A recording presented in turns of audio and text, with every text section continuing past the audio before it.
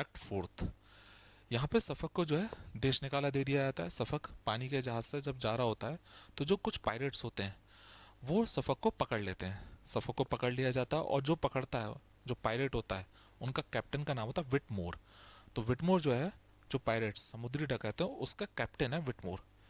यहाँ पे सफक को पता लग जाता है, ध्यान आ जाता है कि जो तांत्रिक थे, जो डचेस ऑफ ग्लॉस्टर के घर पे तांत्रिक थे, उन्होंने एक चीज़ कही थी कि सफक की डेथ जो है समुद्र में होगी, और लग रहा है मेरी डेथ हुई है पक्की है, क्योंकि मुझे जो है समुद्री डकैतों ने पकड़ लिया।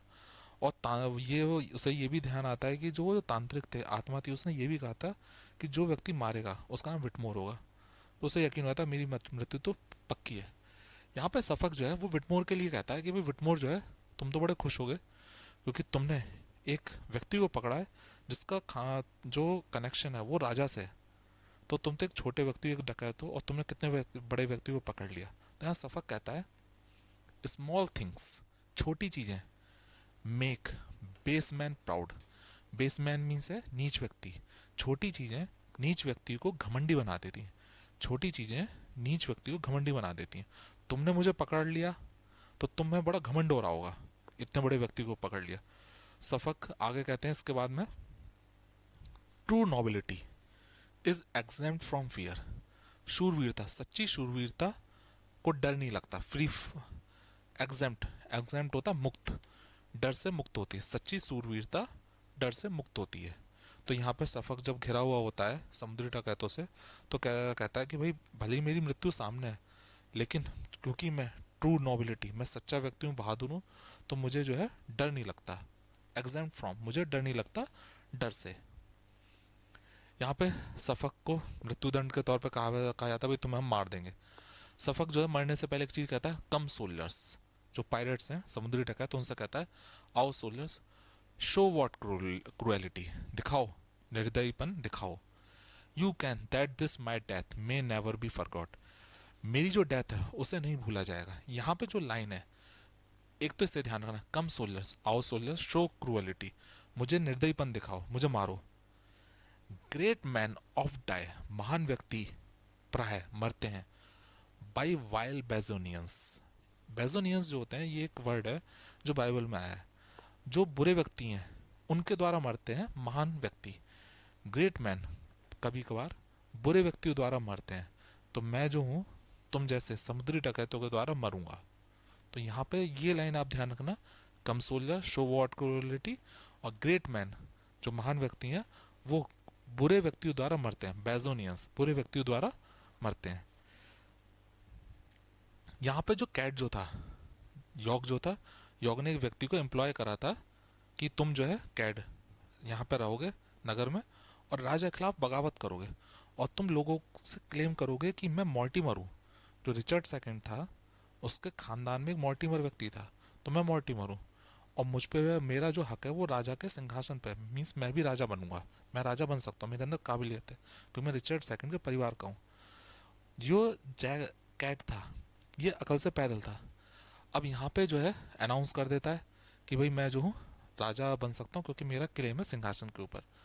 जो लोग मिलते हैं वो उसे सुनते हैं, प्रभावित होते हैं, उससे जुड़ते चले जाते हैं। यहाँ पे वो बड़े अजीब अजीब से दावे कहता है कि भाई कोई पढ़ेगा लिखेगा नहीं क्योंकि पढ़ना अपराध है। एक चीज़ और कहता है कि दारू जो पिएगा कम वो भी अपराध है, सब लोग दारू पियो, खूब पियो। यहाँ पे जो कैट कहता है इंपॉर्टेंट है, I will make it felony. Felony होता है अपराध, फेलनी होता है अपराध, मैं अपराध बना दूंगा। टू ड्रिंक स्मॉल बियर, जो थोड़ी सी बियर पिएगा उससे मैं अपराध बना दूंगा, जो थोड़ी सी बियर पिएगा वो अपराध बना दूँ। तो पढ़ना लिखना वो बैन होगा, जो कम दारू पिएगा वो भी अपराध होगा। तो यहाँ पे वो घोषणा करता है। एक सपोर्टर होता है कैट का, डिक बुचर, कसाई, ये एक चीज़ कहता है, डिक कहता है the first thing we do, सबसे पहली चीज़ हमें करनी है, let us kill all the lawyers, हमें सारे वकीलों को मारना है। तो यहाँ पर जो डिक है वो एक इंपॉर्टेंट कोटेशन कहता है, ये दोनों कोटेशन बहुत इंपॉर्टेंट है। कैट ने कहा था फैलनी स्मॉल बियर, एग्जाम्स में आया है, और डिक कहता है कि सबसे पहली चीज़ जो हमें करनी है वो लॉयर को मारनी है। यहाँ पे कैट आगे कहता है, जो मॉर्टिमर होने का दावा कर रहा था, इज नॉट दिस अ लेमेंटेबल, क्या ये एक निराशाजनक बात नहीं है? Thing that of the skin of an innocent lamb, एक जो निर्दोष लैम्ब होता है, मेमना होता है, भेड़ का बच्चा, शुड बी मेड पार्चमेंट, उसकी खाल से पार्चमेंट बनाई जाती है। पुराने समय क्या होता था, जैसे लिखा जाता था पेपर पे, तो पेपर पे लिख दिया, कपड़ों पे लिख दिया, इसके अलावा खाल पे भी लिखा जाता था। तो जो मेमना होता है उसकी खाल से पार्चमेंट बनाया जाता है, उस पर लिखा जाता है। बीइंग स्क्रिबल्ड ओवर, पार्चमेंट जो खाल है उस पर लिखा जाता है। शुड अनडू अ मैन, और ऐसा करके लिखकर आदमी को बर्बाद कर दिया जाता है। मीन्स एक बेचारा मेमना होता है, उसकी खाल पे लिखा जाता है और लिखकर आदमी को बर्बाद कर दिया जाता है। मीन्स उसे पढ़ा लिखा कर आदमी को बर्बाद कर दिया जाता है। तो यहाँ पे जो कैड है, जो विद्रोह कर रहा है, वो बिल्कुल खिलाफ है पढ़ाई लिखाई के, और वो नहीं चाहता कि लोग पढ़े लिखें। यहाँ पे एक क्लर्क को पकड़ लिया जाता है, उसे भी पनिशमेंट दिया जाता है कि भाई इसको लटका दिया जाए और इसके गले में जो पेन है वो भी लटका दिया जाए। इसके बाद में कैट से मिलने राजा के कुछ लोग आते हैं और उसे समझाते हैं कि भाई तुम दावा कर रहे हो कि तुम मॉर्टिमर हो, रिचर्ड सेकंड के परिवार से हो, तुम्हारा क्लेम जो है वो सिंहासन के ऊपर कैसे, जबकि तुम्हारा फादर जो था वो तो एक साधारण व्यक्ति था, प्लास्टर करा करता था, और तुम भी शेयरमैन थे। शेयरमैन जो होता है, जो भेड़ होते हैं उनके बाल काटता है, तुम भी एक शेयरमैन थे, तो तुम कहाँ से मॉर्टिमर हो जो तुम कह रहे हो कि तुम्हारा क्लेम है। तो यहाँ पे कैट कहता है, इंपॉर्टेंट कोटेशन है, कैट कहता है and Adam was a gardener, Adam भी तो गार्डनर था। एडम से मतलब क्या है भाई, जो सबसे पहले पैगंबर माने गए हैं अब्राहमिक रिलीजन में, वो कौन है, एडम और ईव। तो एडम भी तो गार्डनर था, माली था। तो ऐसे क्या हुआ, मैं भी तो फिर यहाँ पे शेयरमैन हूँ, जैसे एडम गार्डनर था। यहाँ पर जो होता है, लोग उन्हें समझ में नहीं आता क्या करा जाए, राजा के पास में आते हैं, क्वीन के पास जाते हैं और भाई कहते हैं कि लोग जो हैं वो सपोर्ट कर रहे हैं कैट को। यहाँ पे क्वीन और किंग जो होते हैं वो लंदन चले आते हैं, जो महल का सुरक्षित एरिया होता है वहाँ पे वो चले आते हैं। यहाँ पे हम देखते हैं जो कैड है उसने एक व्यक्ति को पकड़ा है, साए, ये ध्यान रखना है, SAYE, पढ़ा लिखा व्यक्ति है, इसने स्कूल भी बनाया है। इसको पकड़ लिया जाता है, इस पर आरोप लगाया जाता है कि इसने एक स्कूल बनाया है। बहुत लंबा कोटेशन इसकी, जो इंपॉर्टेंट लाइन है वो आपको मैं बताऊंगा। तो यहाँ पे कैड कहता है, साए के लिए कहता है, एक व्यक्ति पे आरोप लगाता है साए पे, दू साए तुमने, हैज मोस्ट ट्रेटरसली करप्टेड, तुमने प्रदूषित करा है, यूथ नौजवानों को प्रदूषित करा है, रेल्म जो राज्य है, जो यहाँ के लोग हैं, रेल्म वो उसके नौजवानों को प्रदूषित करा है, इन इरेक्टिंग, इरेक्टिंग होता है मेकिंग, बनाकर, बनाकर, ग्रामर स्कूल बनाकर तुमने नौजवानों को प्रदूषित करा है। डू तुमने, हैज कॉज प्रिंटिंग, तुमने प्रिंटिंग करी है। डू हैज बिल्ट, तुमने बनाया है, पेपर मिल बनाई है। तो यहाँ पे आरोप लगाया जाता है साई पे कि भाई तुमने नौजवानों के लिए जो है ग्रामर स्कूल बनाया, तुमने उनको करप्ट करा, तुमने प्रिंटिंग बनाई और तुमने पेपर मिल बनाया, तो तुमने जो है नौजवानों को जो है प्रदूषित करा है। यहाँ पे एक चीज़ और कहता है, बहुत लंबा कोटेशन, मैं केवल इंपॉर्टेंट चीज़ बताऊंगा। देखो आपको सिर्फ जो है टिक लगाना होता है 4 में से सही ऑप्शन, तो इतना ध्यान रखना है कि आपको समझ में आए कौन व्यक्ति है। तो कैड यहाँ पे कह रहा है, यहाँ पे एक चीज़ और आरोप लगाता है साय पे, तुम जो लोगों को पढ़ाते हो उससे क्या होता है, लोग talk of a noun and a verb, तुम लोगों को पढ़ाते हो तो लोग जो होते हैं नाउन और वर्ब में बोलते हैं, नाउन और वर्ब यूज करते हैं, एंड सच एबोनिमल वर्ड्स, एबोमिनेबल घृणित वर्ड्स को बोलते हैं, नाउन और वर्ब का यूज करते हैं, तुम लोगों को पढ़ाते हो और लोग जो होते हैं नाउन और वर्ब का यूज करते हैं। और as no Christian can endure to hear, जो कोई क्रिश्चियन नहीं सुन सकता। तो यहाँ पे आप जो है नाउन एंड वर्ब को ध्यान रखना, नाउन और वर्ब जो तो तुम पढ़ाते हो नाउन और वर्ब में लोग बोलते हैं जो बहुत ही घृणित है। इसके अलावा एक चीज और कहता है वो यहाँ पे, डू हैज अपॉइंटेड, तुमने अपॉइंट करें justice of peace, justice of peace से मतलब न्यायालय, तुमने न्यायालय बनाए हैं जहाँ पे गरीब व्यक्ति जाता है अपने मैटर को लेकर और वो आंसर नहीं दे पाता, क्योंकि वो पढ़ा लिखा तो है नहीं, आंसर नहीं दे पाएगा। इसके अलावा तुमने प्रिजन बनाए जहाँ पे गरीब व्यक्ति जाता है, पढ़ा लिखा नहीं है, और उसे लटका दिया जाता है। तो तुमने ये सब बनाया, तुम पढ़े लिखे हो, तुमने ही ये सारी चीज़ें बनाई। तुमने कोर्ट बनाया जहाँ पे गरीब व्यक्ति जाएगा उसे सज़ा मिलेगी, वो पढ़ा व्यक्ति पढ़ा हुआ नहीं है, प्रिजन में जाएगा क्योंकि वो पढ़ा हुआ नहीं है। तो तुमने ये सब चीज़ें बनाई। तो इस जो लंबा कोटेशन है इसमें ग्रामर स्कूल, प्रिंटिंग, पेपर मिल और सबसे इंपॉर्टेंट नाउन ऑफ वर्ब, जो तुमने स्कूल बनाया उनमें नाउन और वर्ब को पढ़ाया जाता है, लोग उसमें बोलते हैं, जो बहुत ही घृणित है। यहाँ पे जो कैड है वो जब सही पे बात कर रहा होता है तो सही जो होता है कुछ बोलता है। अब सही तो पढ़ा लिखा व्यक्ति है, तो जो बोलता है उसे समझ में नहीं आता कैट को। कैट कहता है भाई इसे लेके जाओ, ये बहुत लैटिन बोल रहा है, इंपॉर्टेंट कोटेशन। कैट कहता है सही के लिए कह रहा है अवे विद हिम, लेके जाओ इसे लेके जाओ। ही स्पीक्स लैटिन, ये लैटिन बोलता है, बहुत ज़्यादा लैटिन बोलता है ये लैंग्वेज, इसे लेके जाओ, इसे जो है फांसी पे लटकाओ। साई जो है जब उसे ले जाया जाता है सजा के लिए, तो यहाँ पे साई कहता है एक चीज़, and seeing ignorance is the curse of God. Ignorance, अज्ञानता, भगवान का अभिशाप है। समझा रहा है वो, कैट को समझा रहा है कि जो अज्ञानता है वो भगवान का अभिशाप है। नॉलेज द विंग, नॉलेज जो है वो एक पंख की तरह है। Wherewith we fly to heaven, जिसके साथ हम हेवन, स्वर्ग में उड़ते हैं, स्वर्ग में जाते हैं। तो नॉलेज एक पंख की तरह है जिसकी सहायता से हम स्वर्ग में जाते हैं। इंपॉर्टेंट कोटेशन यहाँ पे सही जो है वो समझा रहा है कैट को कि भाई जो चीज़ है अज्ञानता, ये एक अभिशाप है, और नॉलेज जो है वो एक पंख की तरह है जो हमें स्वर्ग में ले जाती है। बहरहाल कैट जो होता है सजा देता है कि जो सही है इसे जो है मार दिया जाए। यहाँ पे साधारण लोग आते हैं, वो कैट के साथ हैं, लेकिन बाद में जो राजा के सपोर्टर हैं वो भी आते हैं, लोगों से बात करते हैं कि भाई जो कैट है ये झूठा व्यक्ति है, और अगर तुम राजा को सपोर्ट नहीं करोगे तो जो बाहर के जो लोग हैं वो राजा को मार देंगे।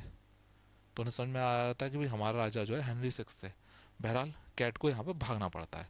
अब कैट को यहाँ पे भागना पड़ता है, यहाँ पे इसकी दुर्गति शुरू हो जाती है। अब सिर्फ जो है विद्रोह करने वाला व्यक्ति वो यॉर्क है। यहाँ पे जो कैट है वो जब भागता है, क्योंकि उसे लोगों का तो सपोर्टर मिल नहीं रहा सपोर्ट, तो एक गार्डन में भागता है। उसका मालिक का नाम है अलेक्जेंडर आइडन्स, ये इसका मालिक है। कैट बहुत भूखा है, कई दिनों से खाना नहीं खाया। जब वो गार्डन में जाता है, आइडन के गार्डन में आता है, तो खाने लगता है फल। आइडन दिखता है कि भूखा व्यक्ति है, फल खा रहा है। वो पूछता है भाई कौन हो तुम। कैट तो वैसी अकल से पैदल। कैट क्या करता है, लड़ने लगता है, तलवार निकाल लेता है। आइडन तलवार लेता है और जो कैट है उसको मार देता है। यहाँ पे कैट जो होता है वो कहता है तुम्हें पता है कि तुमने किसने मारा है। आइडन से कहता है तुमने कैट को मारा है जिसने राजा को चैलेंज करा था।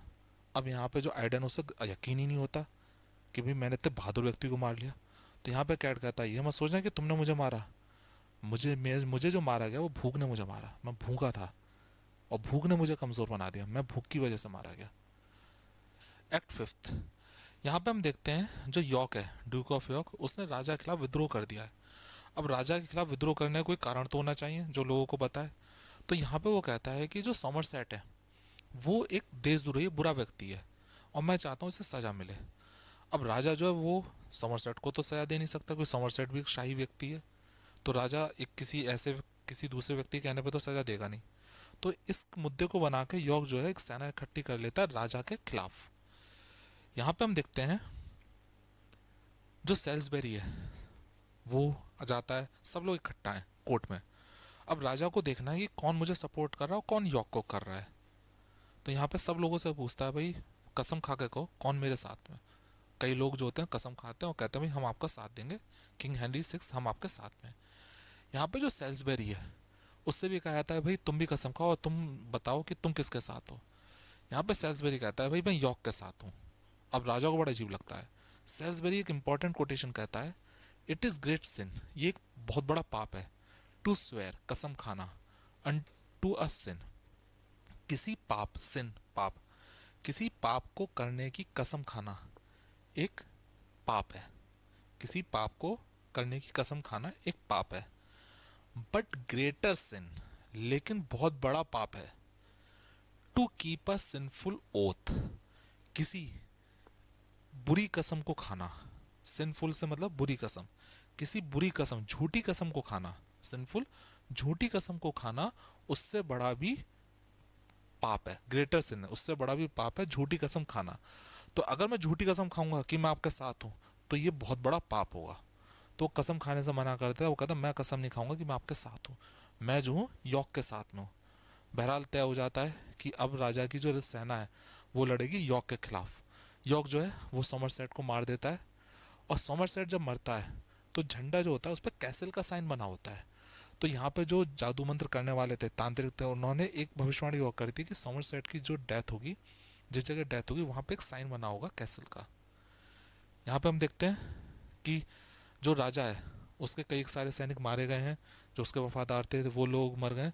अब राजा और रानी से, मार्गरेट और हेनरी सिक्स से कहा जाता है कि भाई आप जो है लंदन जो किला है उसमें भाग जाओ, लड़ाई के मैदान से भाग जाओ, क्योंकि आप सुरक्षित रहोगे तो सेना जो है वो दोबारा से इकट्ठी हो जाएगी। तो यहाँ पे जब भागने के लिए कहा जाता है तो हेनरी सिक्स निराश है। हेनरी सिक्स यहाँ पे कहता है कैन वी आउटरन, आउटरन होता है ज़्यादा तेज भागना, द हेवंस, हेवंस स्वर्ग, यहाँ पे भाग्य, क्या हम भाग्य से तेज भाग सकते हैं। आउटरन, क्या हम भाग्य, हेवन, क्या हम भाग्य से तेज भाग सकते हैं। चलो मैं यहाँ से चला जाऊँगा, लेकिन जो भाग्य में लिखा है क्या वो बदला जा सकता है, क्या भाग्य में लिखा हुआ बदला जा सकता है। बहरहाल जो मार्गरेट क्वीन है और जो हेनरी सिक्स हैं वो भाग जाते हैं, लड़ाई खत्म होती है और उस दिन की लड़ाई में जो यॉर्क है वो जीत जाता है। तो यहाँ पे यॉर्क खुश है और यहाँ पे यॉर्क कहता है सेंट एल्बन्स बैटल, जो ये लड़ाई है सेंट एल्बन्स बैटल, इसको याद करा जाएगा, ये लड़ाई हमने जीती। इसी के साथ ये प्ले खत्म होता है। स्टूडेंट्स, उम्मीद करता हूँ आपको अच्छे तरह समझ में आया होगा। मिलते हैं अगले वीडियो में। Good bye.